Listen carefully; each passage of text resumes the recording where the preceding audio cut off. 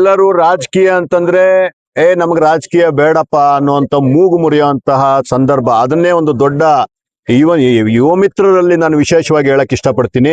ಕಾಲೇಜ್ಗೆ ಹೋಗುವಂತ ಏನಕ್ರಿ ನಮ್ಗೆ ರಾಜಕೀಯ ಅಂದ್ರೆ ನನ್ಗೆ ಗೊತ್ತಿಲ್ಲ ಅನ್ನೋದನ್ನ ಸ್ಟೈಲ್ ಆಗಿ ಹೇಳ್ತಾರೆ. ನಾನು ಅಂತಹ ಜನಗಳಿಗೆ, ಅಂತಹ ಯುವಕರಿಗೆ, ಅಂತಹ ಯೋಚನೆ ಮಾಡುವಂತವ್ರಿಗೆ ನಾನು ನೇರವಾಗಿ ಹೇಳ್ತೀನಿ, ರಾಜಕೀಯ ಅಂತ ಏನಿದೆ, ಪ್ರಜಾಪ್ರಭುತ್ವ ಏನಿದೆ, ಅದು ನಿಮ್ಮ ಜೀವನಗಳನ್ನ ಬದಲು ಮಾಡುವಂತಹ ಒಂದು ಅಸ್ತ್ರ. ಅದೇ ಪ್ರಮುಖ ಅಸ್ತ್ರ. ನಿಮ್ಮನ್ನ ಆಳ್ತಾ ಇರೋದು, ನಿಮ್ಮನ್ನ ಇದೇ ರೀತಿ ಬದುಕಬೇಕು ಅಂತ ಹೇಳೋದು ಈ ರಾಜಕೀಯ. ಅಂತಹ ರಾಜಕೀಯದ ಬಗ್ಗೆ ತಾವು ತಲೆ ಕೆಡಿಸ್ಕೊಂಡಿಲ್ಲ ಅಂದ್ರೆ, ಅಂತಹ ರಾಜಕೀಯ ಆಗು ಹೋಗುಗಳ ಬಗ್ಗೆ ತಮಗೇನು ಗೊತ್ತಿಲ್ಲ ಅಂತಂದ್ರೆ, ಯಾರೋ ಬಂದು ಈ ರೀತಿಯ ಜನಪ್ರತಿನಿಧಿಗಳು ತಮ್ಮನ್ನ ಬ್ಲಫ್ ಮಾಡಿ, ತಮ್ಮನ್ನ ಮೂರ್ಖರನ್ನಾಗಿ ಮಾಡಿ 5 ವರ್ಷಗಳಿಗೆ ಬಂದು ಡೈಲಾಗ್ ಹೇಳೋ ಮುಖಾಂತರನೋ ಅಥವಾ ಇನ್ನೇನೋ ಗಿಫ್ಟ್ಗಳು ಕೊಡೋ ಮುಖಾಂತರನೋ ತಾವು ಗೆದ್ದು 5 ವರ್ಷ ಏನೂ ಕೇರ್ ಮಾಡ್ದಿರಾ ಈ ರೀತಿ ಚಿಕ್ಕಬಳ್ಳಾಪುರ ಇವತ್ತು ಒಂದು ಕಮಾನು ಕೂಡ ಇಲ್ಲ ಅಂತಂದ್ರೆ, ಇದೆಲ್ಲ ರಾಜಕೀಯ ನಾಯಕರ ಇಚ್ಛಾಶಕ್ತಿಯ ಕೊರತೆ. ಇಂತಹ ರಾಜಕೀಯ ನಾಯಕರು ಹೋಗಬೇಕು.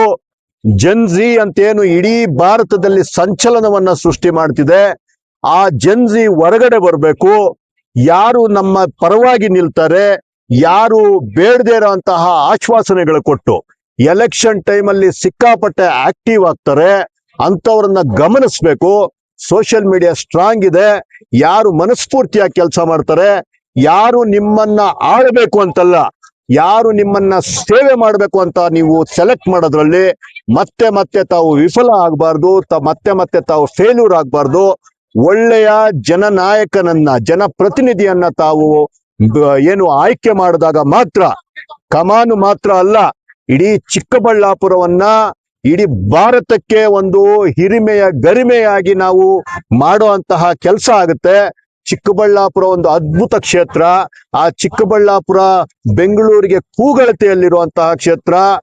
ಲಕ್ಷ್ಮೀ ಹಬ್ಬ ನೆನ್ನೆ ತಾನೇ ಮುಗ್ದಿದೆ. ನಾನು ನಿಮಗೆ ಮಾತು ಕೊಡ್ತಾ ಇದ್ದೀನಿ, ಕರೆಕ್ಟ್ ಆಗಿರೋ ನಾಯಕರು ಬಂದ್ರೆ ಲಕ್ಷ್ಮಿಯ ಏನು ನೃತ್ಯ ಆಗುತ್ತೆ, ಪ್ರತಿ ಮನೆಯಲ್ಲಿ ಆರ್ಥಿಕತೆ ಬೆಳೆಯುತ್ತೆ. ಅಂತಹ ಜಾಗದಲ್ಲಿರೋದು ಚಿಕ್ಕಬಳ್ಳಾಪುರ. ಅಂತಹ ಒಂದು ಸಮಯವನ್ನ ಉಪಯೋಗಿಸ್ಕೊಳೋ ಅಂತಹ ಜನ ಬೇಕು. ಅದ್ರ ಕಡೆ ಯುವ ಜನತೆ ಮತ್ತು ಏನೆಲ್ಲ ರಾಜಕೀಯದ ಬಗ್ಗೆ ಯೋಚನೆ ಮಾಡ್ತಾರೆ, ಯೋಚನೆ ಮಾಡದೇ ಇರ್ತಾರೆ ಅಂತವ್ರು ಎಚ್ಚೆತ್ಕೊಳ್ಬೇಕು.